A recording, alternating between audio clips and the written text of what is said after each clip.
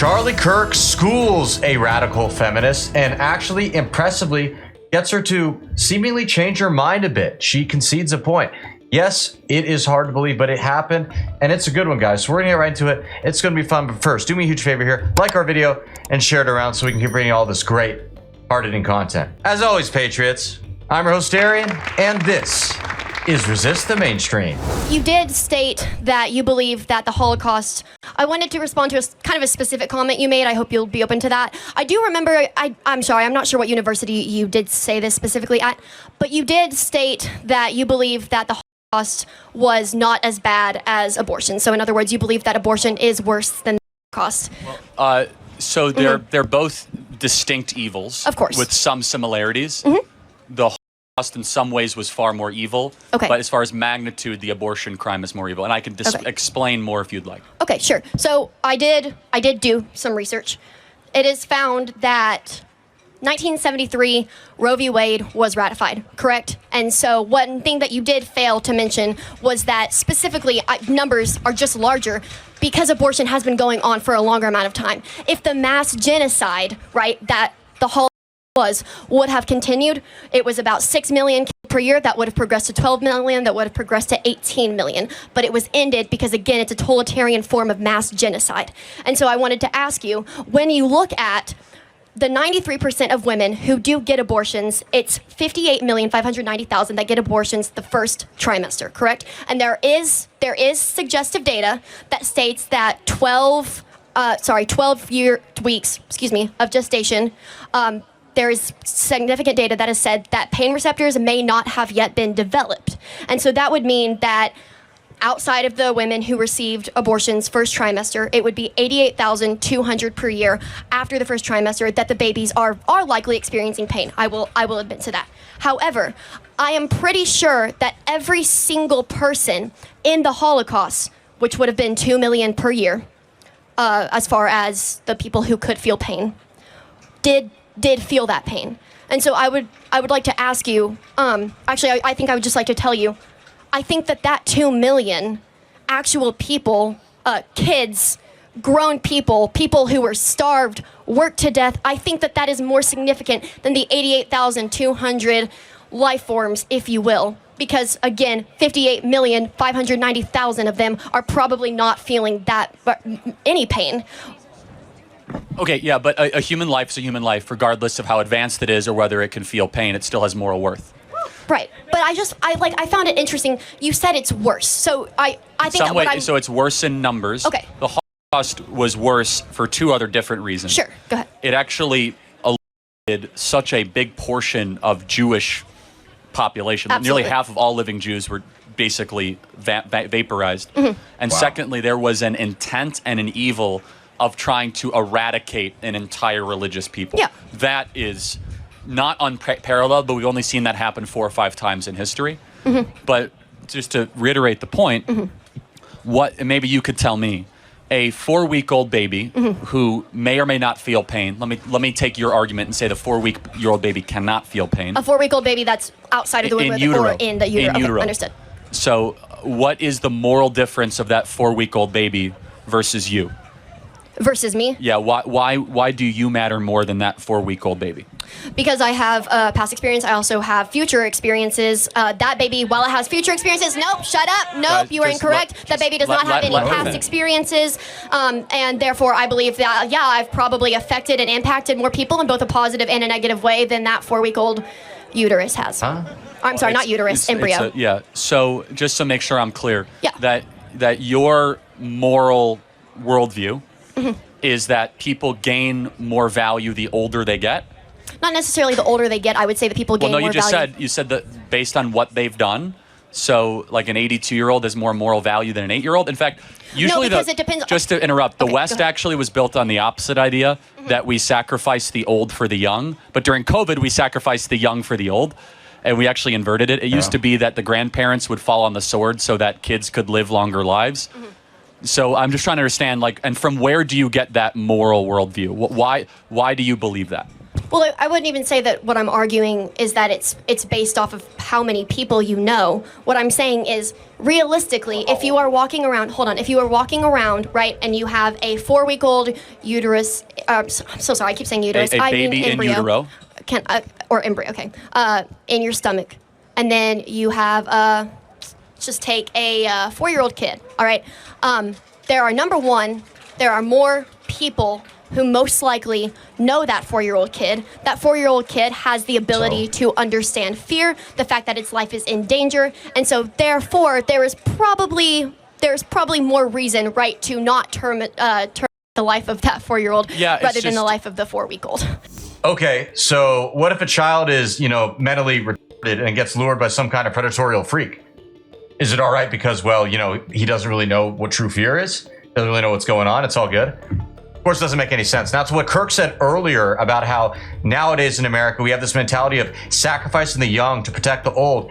It's so true. And the way it manifested during COVID was very ugly and very disgusting. I remember having so many conversations with people who would say, oh, it's totally fine that we're locking the young kids away, driving them into depression, developing their, delaying their cognitive abilities to develop, driving them to off themselves in a lot of cases. Oh, it's okay. We have to do it. It's for the greater good. All right. Well, if we let them go outside and live normal lives as young people, well, that's going to pose a threat to older people and they're going to die because of it. Of course, ignoring the fact that anybody who was old could have just stayed home forever if they wanted to, right? Nobody was coming and dragging them out of their homes. People were, however, shoving young people back into their homes when they needed to go outside and enjoy themselves. Really sad. I mean, I can only speak for myself, but I lost people suicide thanks to these lockdowns, and nobody cares. We just act like it didn't happen. We just move on. It's really quite despicable. And as for why this occurred, I think it's largely rooted in two big things, all right? A lack of belief in God and selfishness, which by no coincidence, I think selfishness often, stems in a lot of people from a lack of genuine belief in Christ. I really do believe that. You have so many people who basically thought this is the end all be all, Oh, well, if I died, that's it. There's nothing after that. And they took that mentality to the extreme, even at the expense of harming the lives of young people in this aforementioned example. Truly tragic and truly terrible. Also, as far as this whole idea goes that people were selfish if they didn't want to stay home and shut down their lives over COVID, does anybody see the irony there? Because for me, it's really palpable. So there's so much wrong with that argument. Okay. So under that belief system, sure. If by government decree they said let's eliminate the Down syndrome kids.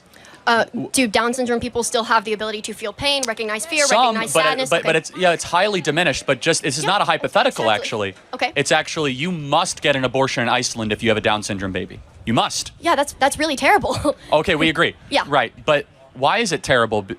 The abortion, it doesn't matter that much, right? It's just like a clump of cells. Like, why not? If it is going to directly impact either the mother's life or the baby's life, then yes, I do think that abortion is an important issue. I don't think the government should ever be able to come in and say, hey, you're required to have an abortion. In fact, the whole slogan for the pro-choice movement is your body, your choice. And I know you're going to disagree with that, but that is the whole point. So what it's saying is it's not left up to the government to decide if they should or shouldn't get an abortion. In Iceland, yeah, that's a problem because it's entirely left up to the government. But that's an issue. Let me take it to another extreme, if that's okay. Sure. Because this is full freedom, right? So you're saying, hey, my body, my choice.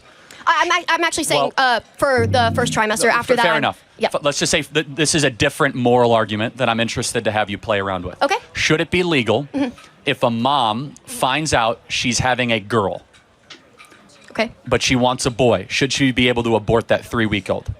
Yes. Oh. Wow. Are you kidding? Think about it. Think about what you just said. Think about what you just said.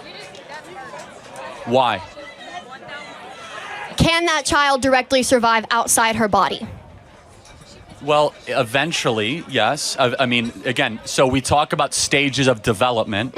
What is the first step of human development?